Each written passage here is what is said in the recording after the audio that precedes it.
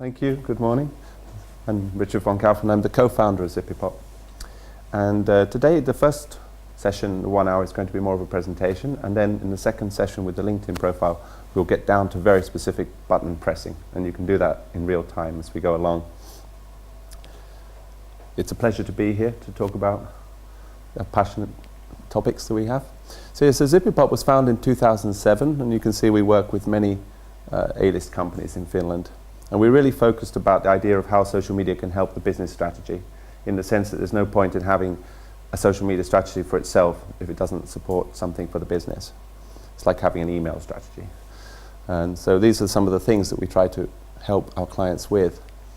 My background is, I was an outer student. I co-founded ZippyPop actually when I was at Media Lab and at Tyke with Helena Auramo. Before that, I was a film producer in advertising, directing adverts.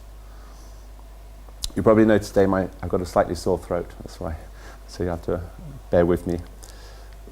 Okay, so what's changed?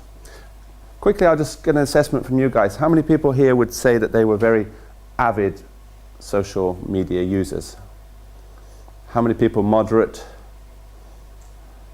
Okay, so that's, and how many people hardly at all? I think that's the reality. If I'm being totally honest, I'm not a super active user. I'm probably more in the moderate, but I see social media is so important in our lives if we want to progress and promote the things that we want to promote. And today I'm going to show you how you can do that better. So we went from a world where things were very much one-to-one, closed, restricted and hidden. And the main thing is, the change was we have a situation where we have many-to-many channels. And this is changing things on so many levels. Suddenly we have these social media conversations that are taking place. And if you're like a brand, these conversations are going to happen whether you like it or not. And today I'm going to talk about two perspectives. One is how you can promote yourself as a brand, but also like if you're working for a company or you have your own project, then how to promote that as a brand.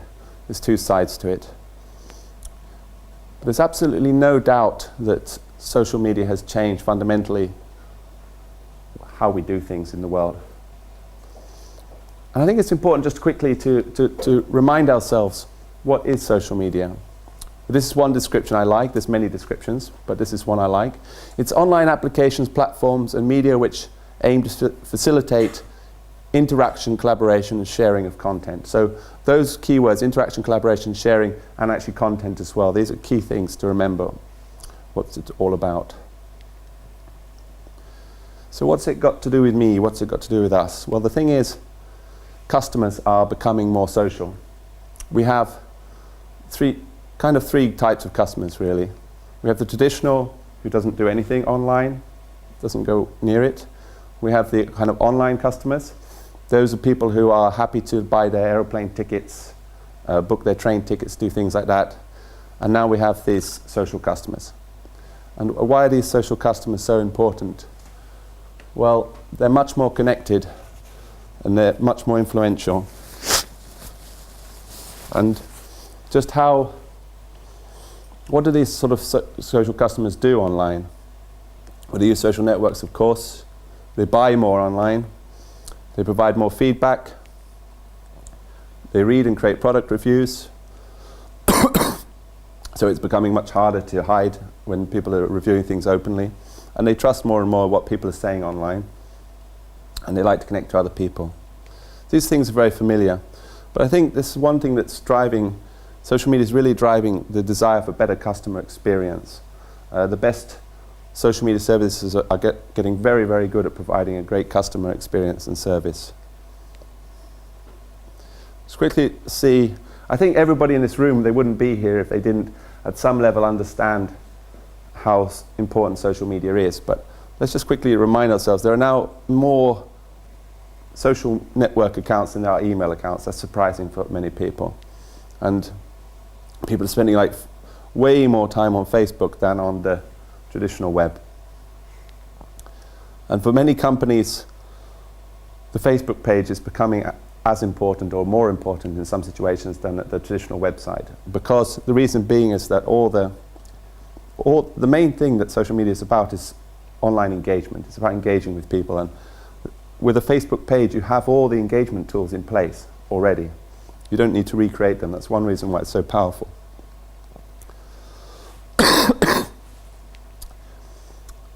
Links are very much the currency of the web and also social media, but likes have been the currency on social media.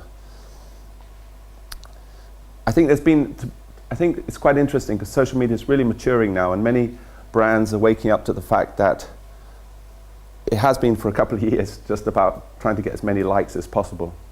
But that's really limited, because if those likes have been got through competitions, like us and you can enter this competition or do this, how committed, how loyal are those fans? They're we call them like zombie fans. So if you have like loads of people in some situations that they're not engaging, they're not actually that useful. So it's quite interesting that like when Ford has just released a big campaign for the new Fiesta, they talked much more about reach and impressions than how many likes they got. So we're moving, but likes are still important. And the reason is likes create a viral effect that many brands are looking for. So here's a very kind of practical example of how something can happen. So we spend a bit of time in ZippyPop putting together in Finnish a guide to security and using your profile, keeping related security issues on your profile. And so when we shared it, then someone clicked and shared it on a company wall, about 240 likes, and somebody shared to their own wall, they had 450 friends, and then someone else liked that, and there was 3 likes. And this Facebook has its own analytics tool, and that told us that this one post had reached 27,000 people potentially, because it's an impression, you can't be 100% sure. So that's kind of like a very, very kind of clear example of how an investment in creating some content can be a very effective form of marketing and promotion. But there is, of course, a cost. There's the cost in creating the content, and I'll talk about that more. But one side of social media that's not talked about so much, but we think is really, really important. Everyone kind of thinks of the marketing more, how the marketing message. And like up until recently, 80% of spend in social media has been in the marketing section.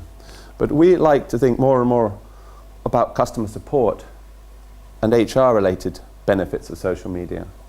Because there's this thing that if people have a bad experience now because of the network effect, that can really spread. And you can't hide problems so easily anymore with your product or service because of the open nature of the conversations. And we've worked with Valio. It's one of our biggest customers, the milk production and other beverages.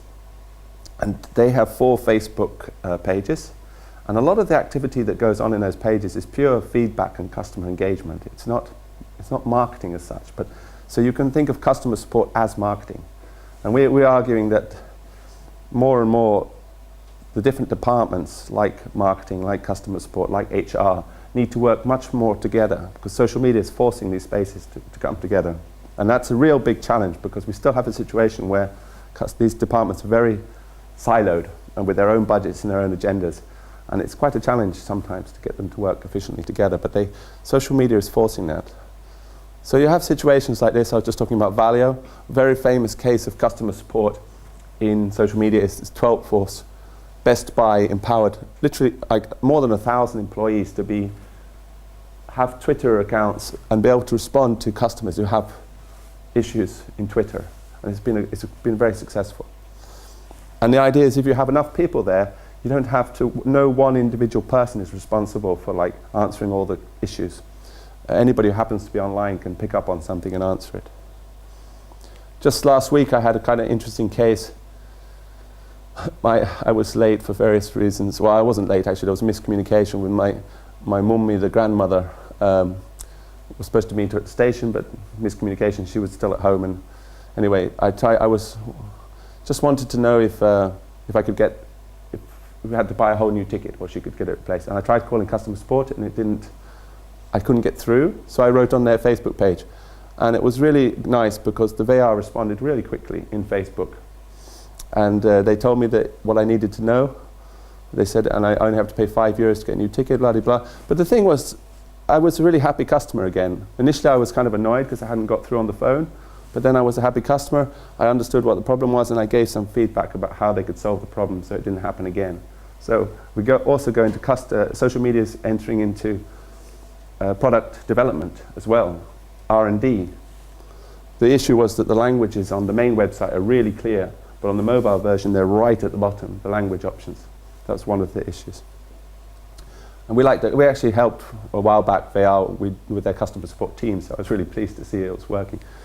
So a lot of people talk about, okay, what's the return on investment when we invest in time and effort in social media?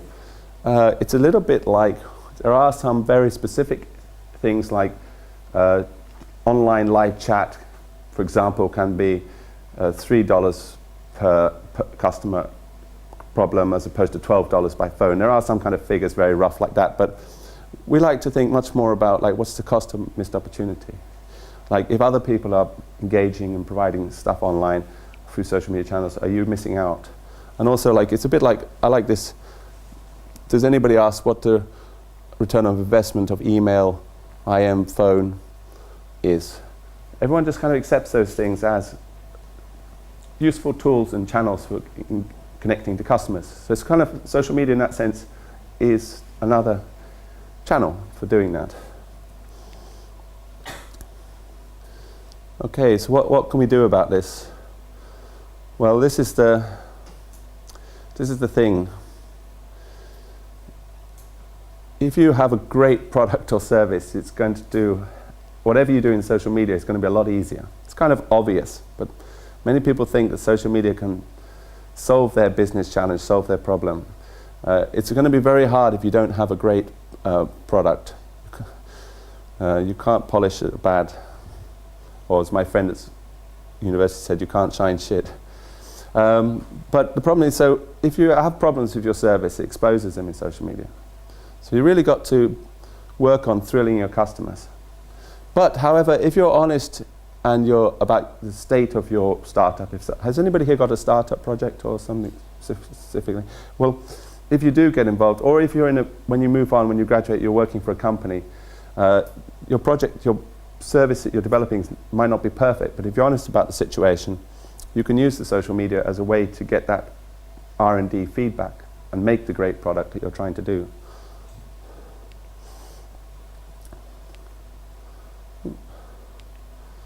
Okay, so also it really, really helps to think about the message you're trying to put across. And in marketing we talk quite a lot these days, or has been for quite a long time, this idea of one thing. What's the one thing in the world, that what you're doing, your company, you as an individual, you as a professional, that you can do at a world-class level? And then really try to focus attention to that. Because, as I said, social media is going to expose problems, so try to shift the focus onto the one thing you can really genuinely back up and support. And ideally, of course, if it's best in the world, then you're in an even better situation. And it's not about it's not about having like just one back of the business card statement, which it's a good starting point. All the messages you're putting out should support this one thing. And there are some correlations in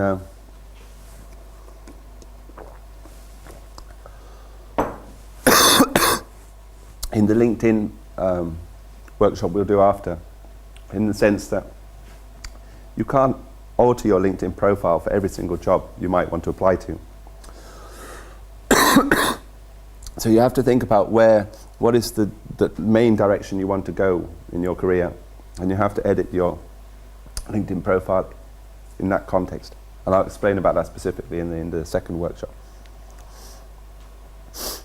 But if you can have a clear value offering, everyone's heard of this back of the business card, elevator pitch type thing. So we just recently joined forces with Freud. We merged. It was a boutique communications agency. So it kind of forced us yesterday. We were thinking about what's our one thing. And our one thing we decided is the fact that we've combined communications expertise and social media to be able to exert this influence. at the right time, in the right place. So what does that work mean in practice? This is how we see our vision, our view of how things are going in terms of the kind of marketing.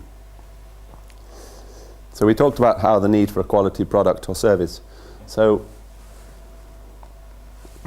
the main thing we try to create with the clients is this listening, engaging, supporting. So listening through the social media monitoring, through the main forums where your customers are, engaging with them and then supporting them.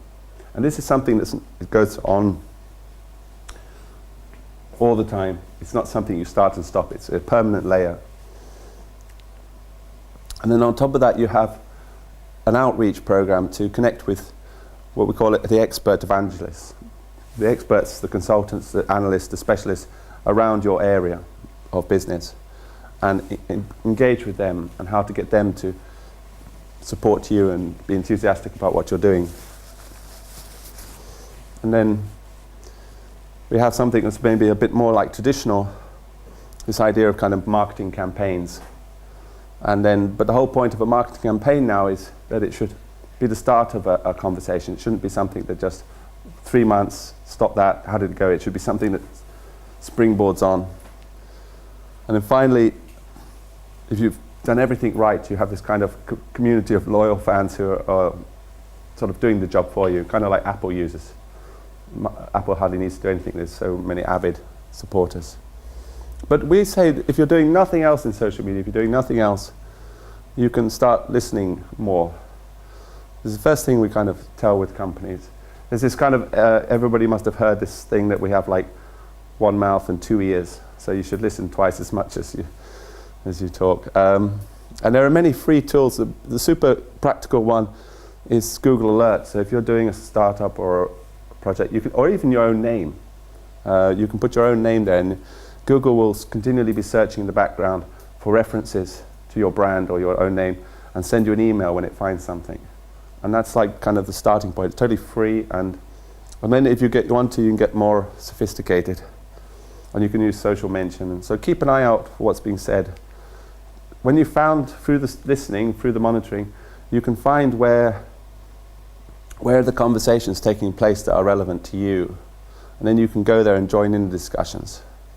And you can't control the discussions, but you can influence them. That's the thing, it's about influencing. But one thing we're finding out more and more, that we've gone from a situation where people have been pretty much happy to some extent doing social media to increase awareness of their brand, their product. And that's good. But what we're finding more and more is that it really, really helps when you have specific goals. Like what are you trying to achieve with your social media activity? And what the resources do you have to achieve those goals?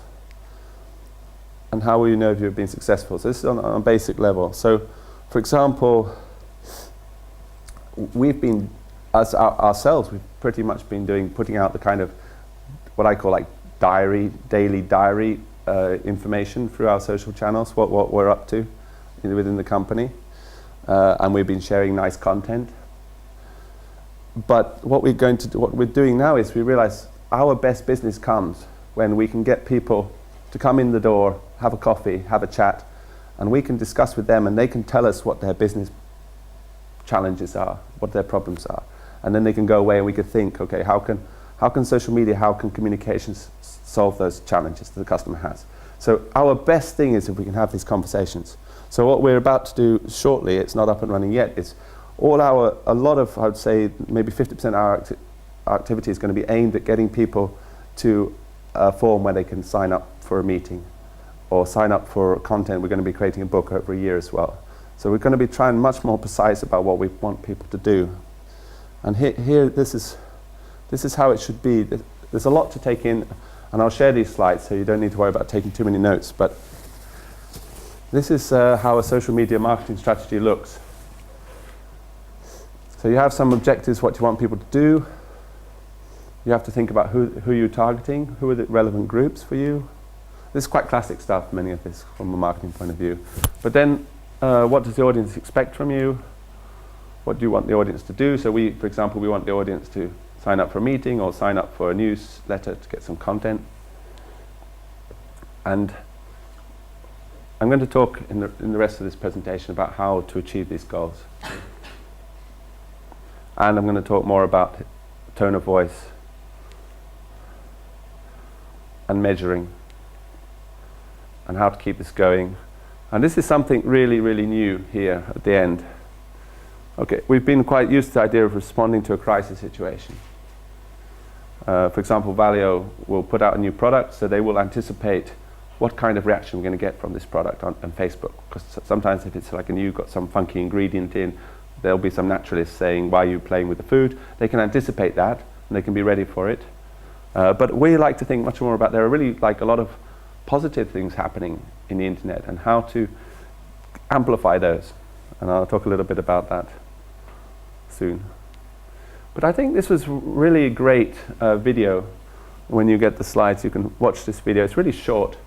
But this is the Innocent Drinks Communities Manager. Innocent Drinks was voted best social brand last year.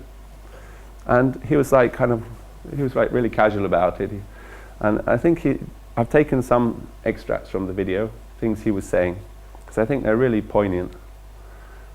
They said that before social media really kicked in, well, really 2007, 2008, they were already kind of had a dialogue with their customers. They were inviting people on their packaging, give us a call, come into the office, da-da-da. So they had this kind of open attitude already. So he said there was no fundamental change when social media came. They just did what they'd always been doing. And they just kind of, his idea is social media is really at a fundamental level. It's just talking with people as you would in a real life, like engaging, being natural. And having a sort of natural, engaging tone of voice.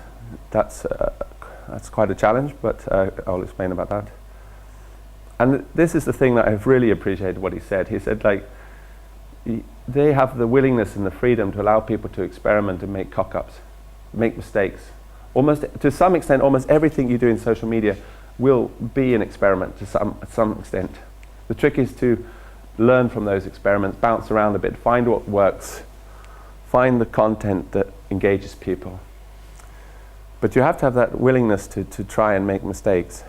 And as I say, they're the best social brand in the world. Innocence got bought by Coca-Cola for, I don't know, many millions and millions within a relatively short time.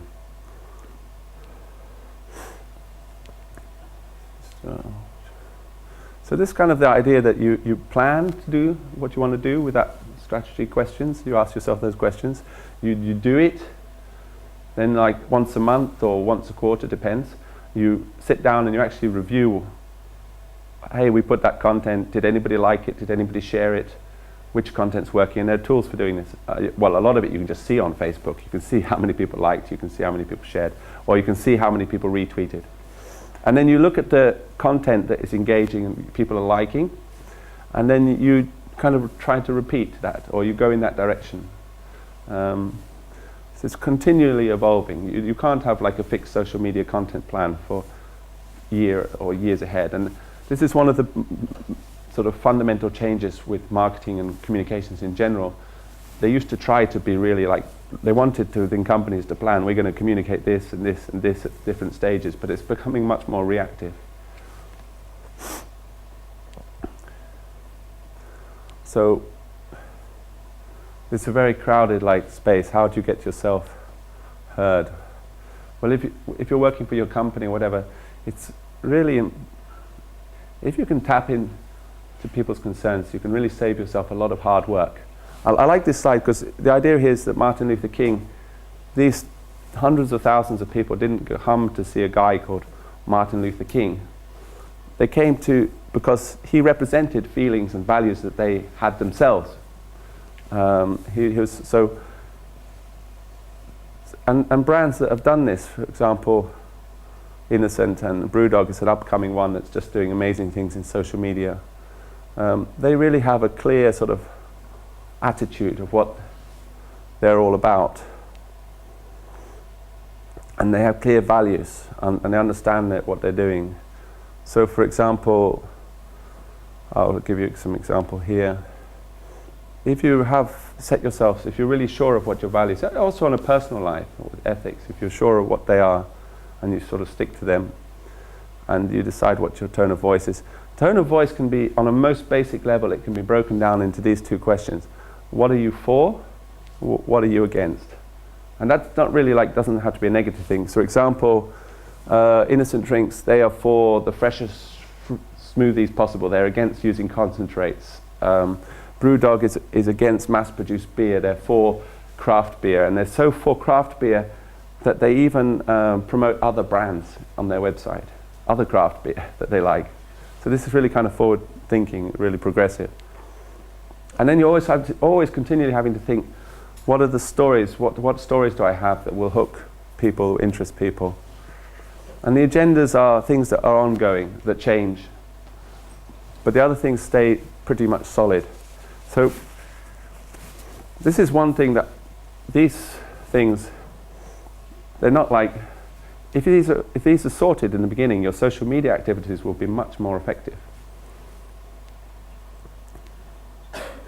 But from a very, very personal point of view, just as an individual, this is some things that you should think about when operating in social media. So social media really rewards authentic voices. Anybody who tries to talk PR speak, corporate speak nowadays in a social media channel, everyone can immediately, it feels wrong and unnatural. So you have to find your own personal voice. You have to realize that as a company or as a person, you're not shouting a message anymore. It's an open, balanced channel. It's not this monologue anymore. And to find the passion and to be genuine, you need to tap into your own personality, because it's hard to be, people will detect if you're being false about something that's not really interesting to you. And then try and think all the time, this isn't like sort of cynical in the sense, to some extent that we all do it. We kind of tell these little micro stories in our social media activity, but we kind of have this bigger picture of who we want to put across. It's like edited highlights to some extent, and the same for like brands. Brands want to be associated with certain values, but as it says, make sure you can live up to these, and reach out to the communities through the listening. Always, everything changes all the time. Every time I do a talk or a workshop, I'm always learning from the audience, because social media is so broad and it's so rapidly changing that as a one individual you can never stay on top of all the possibilities within all the channels.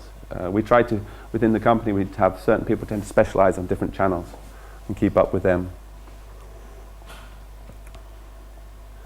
And storytelling it's really important, because it's fundamental to human beings. Since cave days we've been telling stories, and we construct our view of the world through stories. And if you can find some great stories within your, in your own person or your brand, it makes it much easier to get attention. So some of the things that are required when telling your story, and this also applies to a bog standard website. You can apply these same questions when you create a website, but they also apply to all the social channels. Like, why are you remarkable? So why do you stand out? Like, what you stand for, we talked about earlier about the values, ethics, who you are, what's your background, where you're trying to be, what's your aims. You might not be creating that amazing product that you want to, but so you can make it clear that, okay, we're here and we're going to try and get here, and be honest about your situation. And of course, this is the classic, the kind of diary. What are we doing? What did we do today? What did we do last week? But there are, in this global world, we're competing against so many across the world that it's becoming, we really have to search for ways to be remarkable and stand out if you really want to. And as I say, the best thing, as I said earlier on, at the beginning of the presentation, if you can create something that's lovable and useful, to some extent things, once you get it going, will take care of themselves, because people will be so happy about your product or service, they'll want to tell other people about it in social media, and things will start to get easier. How many people have this concept of content marketing as a concept? Well, content marketing is really from the perspective of social media feeds off content. That content could be people's posts, updates, or it can be like nice presentations or videos or stuff. So now we have this idea of content marketing, where you provide your company or yourself, you make nice presentations, you make white papers on things, you make videos, and you use that content to attract people. So this content needs to be, the key words are like relevant, useful, entertaining, relevant to the target audience you're aiming at.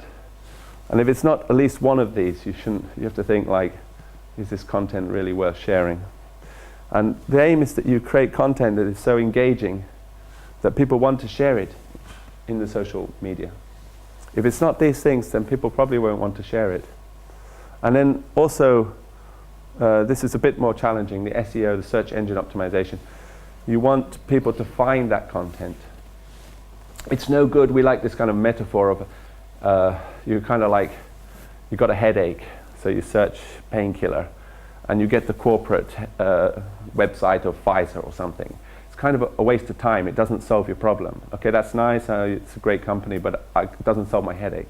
So what we're thinking more about is like, when people search for the thing, they get the content that gets them quicker to buying the product or solving the problem. And actually I had a very kind of good example of that just recently.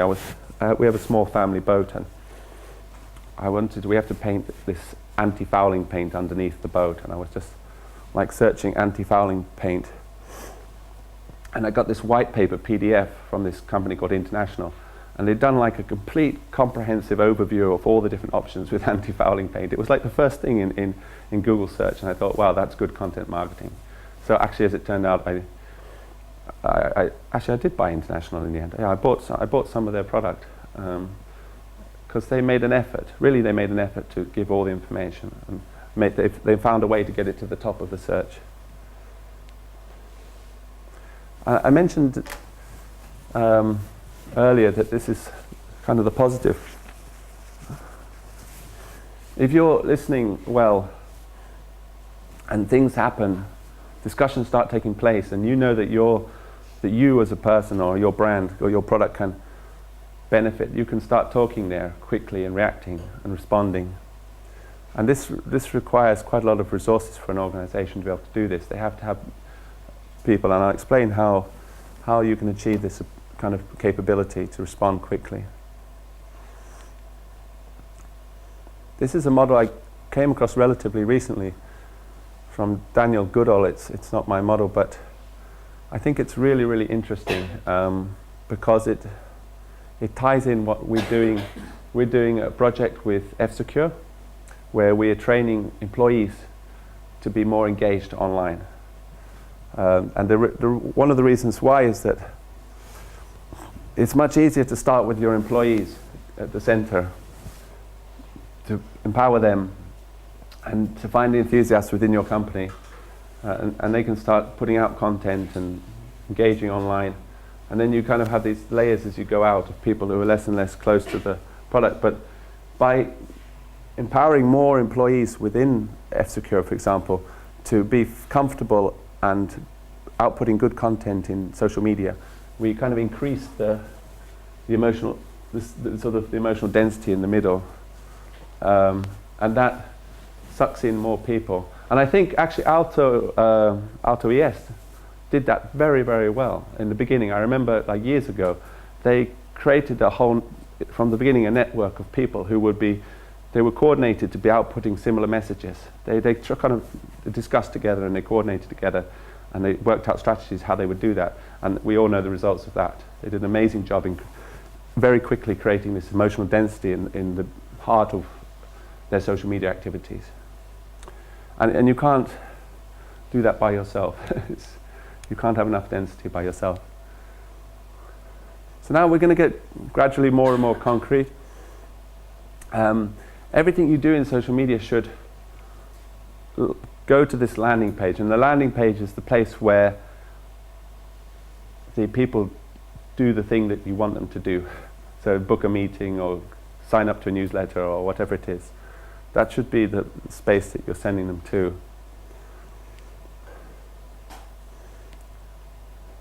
And you have to really like make an effort to get people to click and come. You have to, if you're writing the ads or putting the posts, really like, why are they going to click? What's the call to action? The thing that's going to make them click. And the more you cross-link between the channels, the more the search engine optimization, the more Google pays attention to the connections between different channels. So it's a long-term strategy. But this is a nice example. We recently did for the Mobile World Congress. We did a LinkedIn campaign where we got like 1,200 click-throughs and we got like 2 million impressions, actually more than that. But what was brilliant was that this is not, we didn't do this, but it was it made our life much easier, was that F-Secure had this very nice website where it just put across the key messages together with this very nice quick book a meeting thing. So there was a very clear goal with the social media activity. So what are the main channels? It's very important to stress at this point that you're not going to be able to do all these channels, especially in the beginning. So it's much more effective to focus on one channel and do that channel really well than to try to cover multiple channels at the same time, especially if your resources are really limited. And I think a good example of this is Mikko Huppanen himself, actually, because he came and talked when we were at F-Secure, and he only does Twitter. He's a very, very active Twitter user, and he has a reputation for being a really big social media person, but he's just focusing on Twitter and getting the most out of Twitter, because he realized, for various reasons, he made that decision. So I think that's, as individuals, we have to think like, where are we going to get the most value and impact? And that's very much who you're targeting, where your audience is. I don't know this, when I was at Media Lab, the very first thing we got introduced to was blogging. Everything was blogging back then. It's 2006. The projects were done through blogging. Our course notes were done through blogging. Everything was blogging, blogging, blogging. And it's still a great tool. I mean, it's one of the most sort of like, it's really, really useful. And we still use it for companies that want to connect departments together through a blog. So blogging is a great way to start. So blogging it's good for telling your story, this message that you want to put out to the world of who you are and what you're trying to do and what are your values. It's a sort of direct channel you have control of. And you can, if you have a particular agenda, you can try to move it in your favor, influence the debate. And this, again, as well as cross-linking between the social media channels, the search engine crawlers, they really look for new content. If your website is totally static, it's going to get less important in the search. So it's actually really good to think about. There are many ways nowadays to make your website around the blog. So then you have a core part of your website that is being updated continuously with new content, and that helps with the search engine optimization. So something to think about rather than keeping the blog separate from the website. It's quite a good idea to combine the two. And then again, trying to do everything by yourself is really hard. So there's a lot of benefits for having a community blog or participating in a community blog or inviting people to participate in your blog. Because just even putting one blog out a week can be quite a demand on resource for you. A Facebook page, that's a classic starting point for many companies and brands, and not so much people, but like you invite your friends to get kick-started. You could have various options for customizing the page to make it look like yours. And then connect to all your existing networks, invite them in. It's, as I say, all this social media is about engagement. And in order to, engaging is a two-way street of giving value backwards and forwards. So you have to really think as relevant, useful, entertaining content you're putting out there. And then also like rewarding. That one reason why the competitions in Facebook are so popular is they are a classic reward thing. You do this and you we reward you with this price. There's nothing wrong with that. That's a good. But there are limits, as I say, to competitions where you just say like us. It's much better if you're running a competition in social media to run a competition in such a way that generates content that you can use in your social media channels. For example, Innocence, they do this every year. They do this big knit, where people knit these hats for the Innocent cartons, and they make videos and pictures, and people send in their pictures, and they have a competition for the best. And that's really good because it creates community content and community engagement, rather than just saying like us and you have a chance to win a ticket to somewhere. Yeah, it's and it's still, you can get a lot of mileage out of advertising with Facebook ads. But the number one trick we've learned, and I have a quick case study, and I'll show you the case study, is that nowadays, you've probably noticed that if you want to, like, for example, promote a content within your... It used to be that Facebook, you could get the message out to everybody, but now they've restricted it so you have to pay to reach the whole of your network, which is kind of, could be backfire in the long run, because like I know with Alto ES and stuff, you can't like guarantee everybody sees the message anymore, and it can be quite expensive if you have a big group to promote it. So what the one trick is to watch the posts that already gain some initial kind of virality. There's a few likes, a few shares, and then put money into those. Don't put money into every post. Try to get some initial reaction, and then it can be very cost effective. And I'll show you in a case study how we do that. Yeah, and prepare for, this is corporate, sort of, I talked about. Analyze the statistics. As I say, Facebook Insights has a lot of its own tools for free. You can measure all kinds of analytical stuff related to your Facebook. I'm not going to go into these in details because that's a presentation in itself, but the thing is just to go there and look at all the data it provides and play with it and see, and through that you can start also to really see who your fans are, women, men, age group. And LinkedIn provides similar tools actually. In LinkedIn you can even see who the titles, the job titles of people are who are responding. That takes us into LinkedIn. So LinkedIn is becoming an increasingly interesting space, especially for if you're just thinking in terms of yourself as a professional.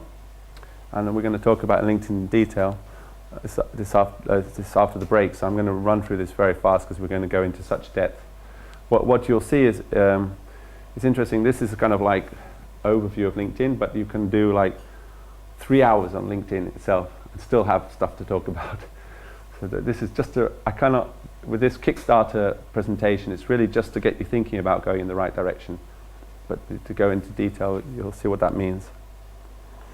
Twitter is growing in Finland. It's still not that big, but within certain professions, it's really big, particularly between, should we say, journalists and spokespeople.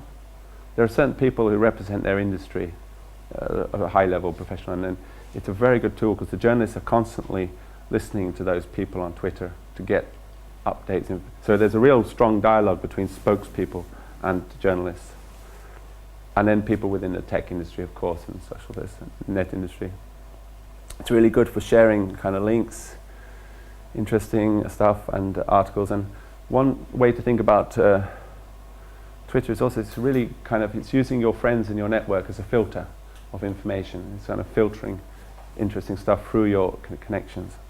So in that sense, there are sometimes it's tempting to get as many people as possible, to follow as many people as possible, but also there's an argument, because it kind of looks good, but there's an argument to say that you should concentrate down the core people who you really provide value in your profession, and then use them as a kind of filter for this information overload situation that's going on.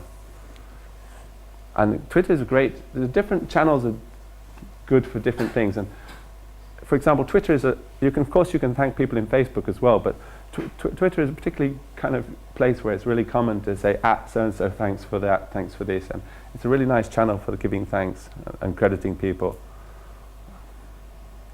And by retweeting other people's tweets, you can really save yourself trouble with content. You can create some content. And then just all the time, with all social media actually, just constantly observe how other people are doing it. This was one tip I actually kind of been doing to some extent myself, but not nearly as well as Mikko Huppan. Mikko Huppan was telling how he has a note in his phone, and he has many thoughts of nice things to tweet, and he only needs to, he tweets like 3 or 4 times a day on average, but he keeps a log of interesting things to tweet. He doesn't try to tweet them all at the same, like one go, because he would just be doing something and and then he might tweet that 3 days later. People don't know when you had the thought. So that's a nice way to, I was thinking, to have a tool to put out regular content. Sorry. I think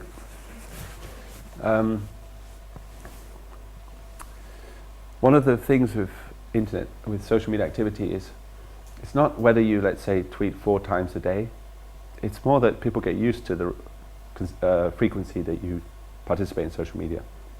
So if you blog once a week, that's fine, people get used to that. Even if you blog once a month, that's also okay. It's much better to stick to a regular thing that people are used to than to be erratic and jump around.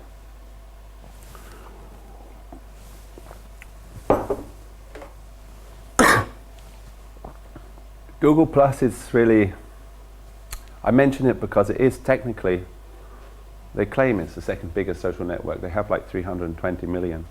But a lot of that is because people use it for Google Hangouts, so I don't know how much of that is true. But within certain sections it is big. Within certain sections of the tech industry in America it's big. Within Asian politicians, it's a particularly popular channel for engaging with their people. So I never write it off. And I think there's many things about the interface actually that are nicer. It's got much better post-editing facilities. If you make a mistake with your post, it's much easier to go and quickly change those in Google+. There's some nice things there, but of course, like we said earlier, you go to where your target audience is, and if your target audience is not in Google+, it's kind of a waste of time in that sense. If they're in Facebook or LinkedIn, it's much better to go to those places. Just that last point, we actually actively been, it's quite a new feature. How many people use Google Apps? Google Apps is becoming a growing thing, but we've been using it internally within our organization. It's been really good and nice for that. So before you start your social media journey, as I say, concentrate on one channel first. And these are the questions you also, when you go to work in a company, you have to ask these same questions, like, so who will maintain it? What's the kind of content plan, schedule, stuff, what are we going to put when, type of content, and who's going to be responsible for making that content? Again, it's really good to assign types of activities to people and make it really clear and have someone prompting them to when they're getting late to put stuff. So have the process. So we rotate blog posting, like especially for we have this marketing blog where we all take a turn every 2 weeks. And then how are you going to promote it? And what's your expectations for that space? And then we talked about using the analytics to measure the benefits. This is maybe quite advanced. When you've got stuff going, you can then integrate different things into your website. So I think this is just quickly run through this because this is what we do for any organization actually, but we look what other people are doing. We have a strategy workshop. We sit down and say, okay, what do we want to achieve with this social media activity from the business perspective? We do initial recommendations. Then we organize the monitoring tools. How are we going to listen to people? Then we kind of create this community manager position and the social media team, which I'll talk about, and we empower people to do it. And then only based on this strategy do we decide, okay, we're going to go into detail with LinkedIn, or we're going to use Twitter. But it's very specific. And I think that's, even as an individual who's interested in getting active in social media, you need to go through a similar process, basically. A similar kind of process. So how can we manage it all? Yeah, if you're doing a company or wherever, it's much easier, especially if you have multiple channels, to spread the workload. So we have this concept of a social media team, which is made up from different departments. People, because the idea is that people, in order to react quickly in social media, you don't have time to get like a press release approved 2 days, 3 days later. The opportunity to respond to the has gone, to take advantage. So you have to have people within the company who know their stuff and can respond like immediately. And the only way to do that is to empower the experts within the company. And ideally you should have a community manager leading that team. It's kind of like conducting all the activities. And the community manager role is growing. The community manager, I don't know her name, but somebody was telling me the other day, who was the community manager at Rovio has now been promoted to like highest level management committee executive. And it makes total sense because the community manager has the best understanding of the customers and the community. And the company's trying to make products and services that support that community. So I see this role of community manager becoming really like a C-level, executive level in the future. And this is some of the things that they would do. They're the chair, to get everyone excited, they motivate people. If there's a problem, they resolve it. And to some extent, they manage the content that's being created. One tip that many companies like when they take away from us is if you have a group of people and you're doing a startup, for example, and you want to, one thing is to create a closed secret group. So for example, we have Zippy's secret group where people post ideas for content that we'd like to share, like is this good? And then people just need to thumbs up, hey, you made a spelling mistake, blah, blah. And then we have a community manager who is kind of, their daily role is to take stuff from the secret group and post it to the public space. And it's a really nice way if people are like nervous and stuff about putting stuff straight to the public, to run it through, because the format is exactly the same. How it looks in the secret group is going to look the same as in the Facebook page. And this is really nice. Many companies that we've worked with over the years have adopted this approach. It's something we developed in-house to solve the problem for ourselves. And it also means because it's not going directly to the public space, people are much more free about giving content, ideas and suggestions. But what we've noticed actually, what happens is that's still it's still a kind of extra step.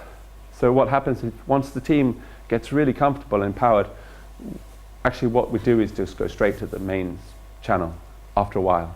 It tends to people feel comfortable, and of course it's much better to go straight and faster. But it's a great way to warm up the team. And you can also use other kind of coordinating tools. If you have multiple channels, this kind of Hootsuite, you can manage multiple. There are many of them. But one of the things also we found very useful is how many people here have done kind of internal collaborative tools on projects? Has anybody used Yammer? Yeah, so some Yammer users. This kind of internal social enterprise microblogging, social networks, they're really interesting, useful tools to help with the external social media. So, for example, Facebook invented the newsfeed. It was one of their biggest innovations that they did. And the newsfeed basically is real time, it status messages, posts, links, likes, comments. And with nearly like 1 billion people, this is clearly a way of communicating that people appreciate and like. And it's fundamentally kind of different. We talked at the very beginning of the presentation of one-to-one, many-to-many. This is a many-to-many form of communication and collaboration. So what's happened is almost every provider of internal IT now has some sort of solution for this. So we have Yammer is one of the biggest in the world. I think it is the biggest in the world. They basically, you can see they just copied Facebook's newsfeed. And Yammer's now been bought by Microsoft for over $1 billion. So Microsoft now has Yammer, Google has their Google Plus internal, there's Podio, everybody is having this, some form of this. And if you've ever worked on a project, it's so much better than by email. Everybody's more aware of what's going on, you can request help easier, finding people showing tips. I won't go into this because this internal collaboration is a separate workshop, but these are great tools for helping with the social media. So some of the biggest problems we've had is that, you've probably noticed, I don't know if you've noticed, we see a lot of companies, they have empty, quiet accounts, the account's not being managed very well, there's confusion which is the official account, because many accounts have been opened, and then like having the resources to actually answer people if there is a question within a channel. So in that sense, we would strongly advise, like, goes back to the very, very beginning, like what business challenge are you trying to solve by being active in social media? And if you don't have the resources, to do it, and you have a half-hearted Facebook page, you have a half-hearted Twitter account, it can actually be more damaging.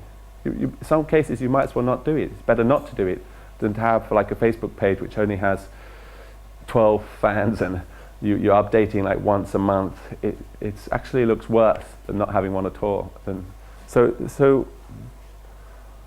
The various ways that companies try to manage these is that quite often it's through marketing communications. That's very natural.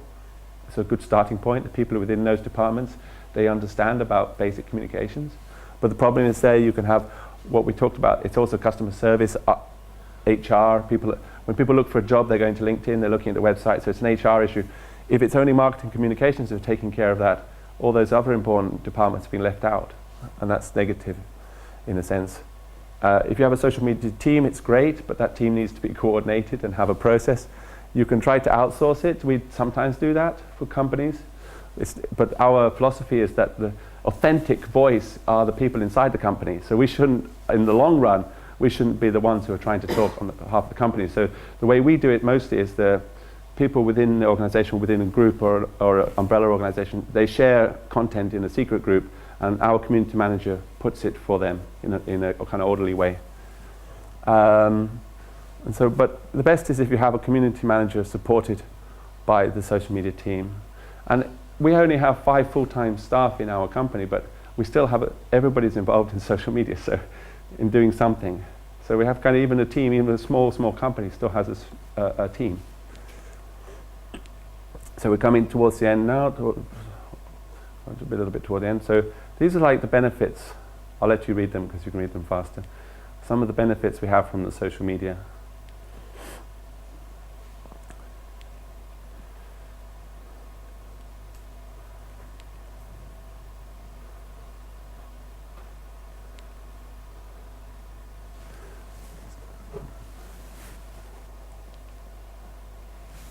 I'll give you this very quick case study because people like when this is, I've talked about all the theory, given some practical examples, but this is a situation. I personally like social media because it can promote the projects, the things I'm passionate about.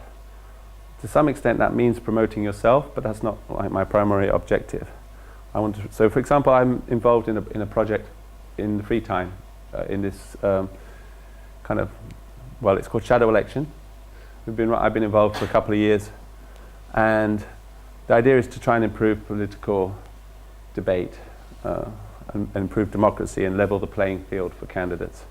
So you can like rate content that candidates are saying, you can vote on a virtual vote, and you can promote your candidate. And we tried this originally in Finland for the Finnish parliamentary and presidential elections. And you can rate the text, and you can rate the videos. Now, and you can vote for the candidate in the poll. Now, when we went to the US, we thought we had quite a big success in Finland. We calculated through the analytic statistics that we had potentially reached 30 to 40% potential reach of all Finnish Facebook users during the presidential, especially towards the end, the build-up.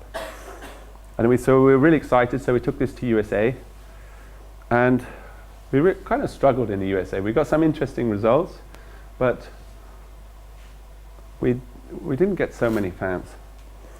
But then we started taking to other countries. And then within, for example, the next place, Shadow Election Kenya, we got like 11,000 fans in 2 weeks. It was crazy. We were getting more fans per day than we were getting users. And this, what I thought was interesting about this is that we were following like fundamental kind of strategy that we had based on things I've talked about today. But what I talked about, this number was tapping into people's concerns, the Martin Luther King thing. In America, they had 1 million channels covering the election. We were just like another entity from Finland, who cares? But in Kenya, they didn't have so many people catering, and democracy is much newer there, and people value it, like really, they're really passionate about it. So creating a space where people could talk in a openly about democracy and It's really obviously we tapped into a concern, a desire, a need, and so the same social media activities we were doing were having much better results. We were getting crazy click-throughs on ads and things. Usually with click-throughs you get less than 1%. That's like 0.024. LinkedIn is good. We were getting click-throughs of 3 and higher percent, which is like in most situations unheard of. So like, yeah, tapping into people's concerns. And the product is really flawed in many ways. So we're very honest about that. So this is kind of interesting. In Finland, we got one link in the main political blogger in the Helsinki Sanomat, and you can see on that day, like we got boosted by like more than 1,000 people users. So like connecting with, and this is about like having this kind of doing something that's a bit different, having a story. So he basically says, check out this interesting election machine by these guys. They're doing something quite innovative. Good luck. So we had something a little bit different, a story there, and the one link can do that. And then okay, in one day we raised unique visitors over 5,000. So how did we do that? Well, we basically went to where our community is. We were quite lucky in the presidential election because there was this huge thing around Pekka Haavisto coming, this outsider who kind of sort of come from nowhere, who had potentially a chance of winning, green, gay candidate against kind of traditional conservative. There was a kind of buzz around that. And we set up a thing so that when people commented and liked, they posted to, well, both the candidates, but Pekka Haavisto's Facebook page. That's where his community, that's where his fans were. So we got content there. And it was through doing that we got this like 5,000 in one day. We turned that option share to Pekka Haavisto's page. It's now not possible to do that in the same way quite. And that's one reason why it was harder in America. You can post to this little side wall, but then you could post directly to a wall. So go into the community. And it's really important when you're doing your social media activity to really, when you link things, link the actual word itself. Don't go like, see this interesting reality created media here and link here. That doesn't help you. You've got to link the actual word, because that's how Google, the search engines, recognize the keywords. That's how they learn the keywords. And by cross-linking, as I was saying, between Facebook and different things, so that was the blog, so now I'm cross-linking back to the blog. I'm all the time keeping eyes open for opportunities. So Danieli Tikka, he's pretty well-known social media person in Finland. He said, what's most interesting about social media and elections? So, okay, he's talking about social media elections, that's our area. So by atting Danieli, I have a chance, he has a very big network. He might retweet, he might not. I can't know that, but I can sort of tap into his network a bit. And also any kind of hub site where there's a site where there's a lot of activity around, you can try to get links there. Okay, so the final slides. This idea of brand friend, we talked about this authentic one-to-one communication. And the idea of this is like luckily it's changing now, but when we started back in 2007, 2008, people would come and say they would hear about this amazing thing that somebody did and they had this great campaign and it was viral. But it doesn't quite work like that. Maybe if you're Coke, it works like that because you already have a community. But if you don't have a natural community, you have to build that community and you have to build that relationship. In the same way that if somebody was walking along the street and you ran up to them and said, hey, be my friend, they're like, why? Like, why the hell should I be your friend? And what they did in the past was they kind of said, okay, I'll pay you to be my friend. You can win this and stuff. So, okay, I'll take your money, but I'm not really your friend. Thank you very much. So that was the situation. So that's not very productive. So what we realize is this idea of a mutual exchange of value. You start to build up a relationship and you get them talking, and then you have the coffee later, and then eventually they become the community. So this is what the social media strategy is trying to do. It's trying to get from awareness to intimate community. And there's this other layer. And if you have we had one app we were making, and after a while we thought no one's complaining anymore. It must be really good. And what we realized was actually we'd fallen into indifference. This was like 2007, 2008, we were making one app. And that's the worst place to be, when people get indifferent, and then you're really in trouble. Whilst they're still angry, you've got a chance to do something. If you're listening, you've got your social media tools on, and you're listening to what people are saying, something happens. We're human, things go wrong, it's going to happen. But you respond, and you explain why, you offer some compensation, you fix the problem.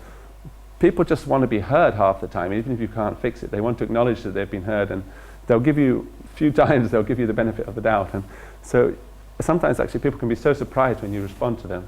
Even I'm surprised now when they are responding so quickly on Facebook to my problem.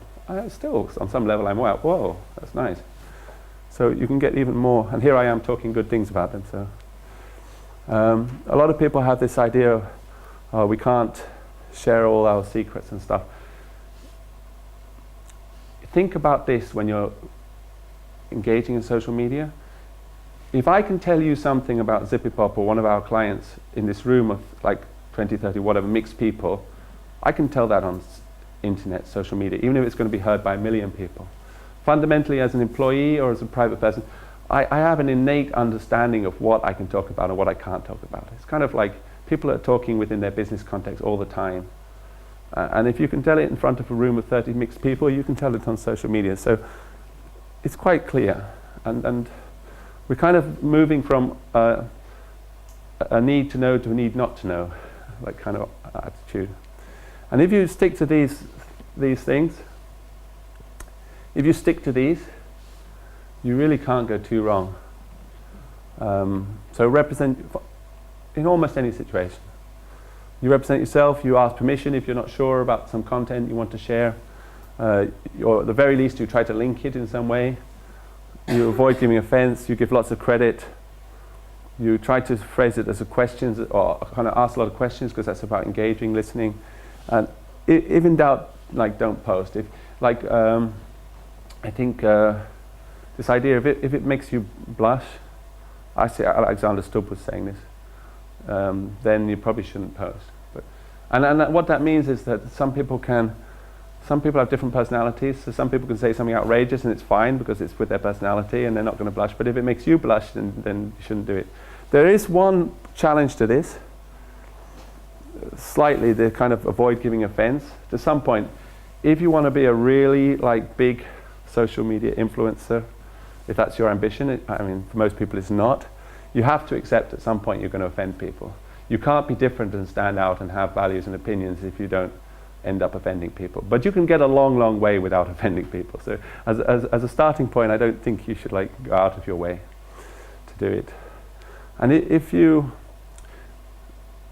don't, this slide actually came from our internal collaboration, but I've been thinking about it more also from the customer external point of view.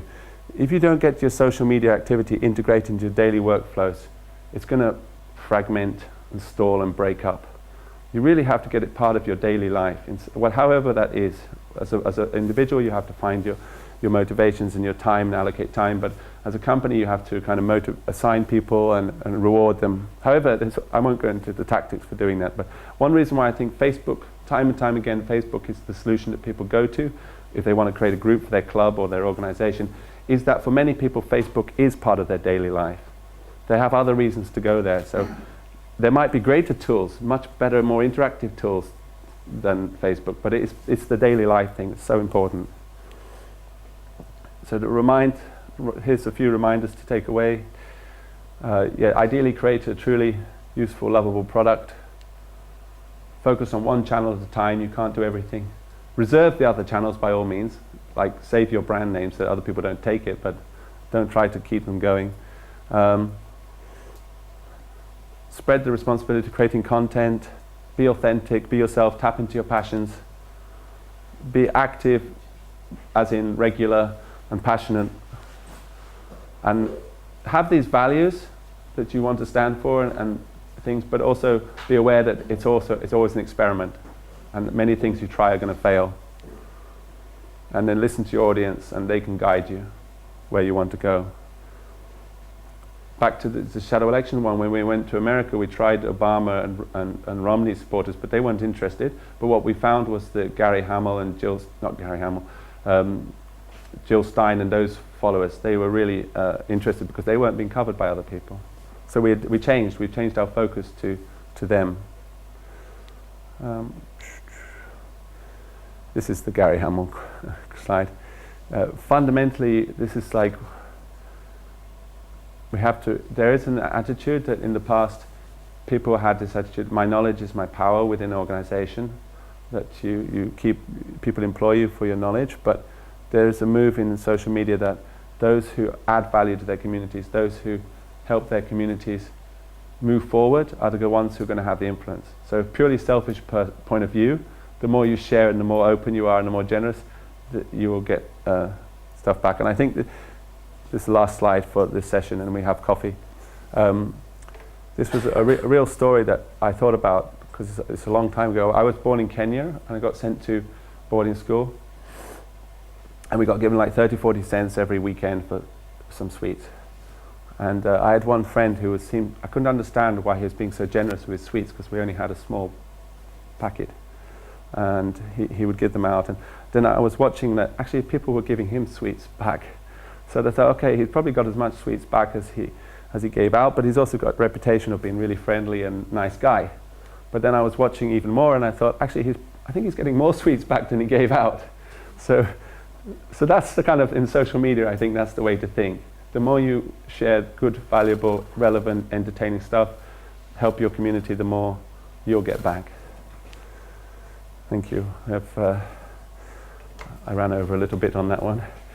We have some 5 minutes for some questions, and then we can have some coffee, or we can have some coffee and then some questions, however people feel.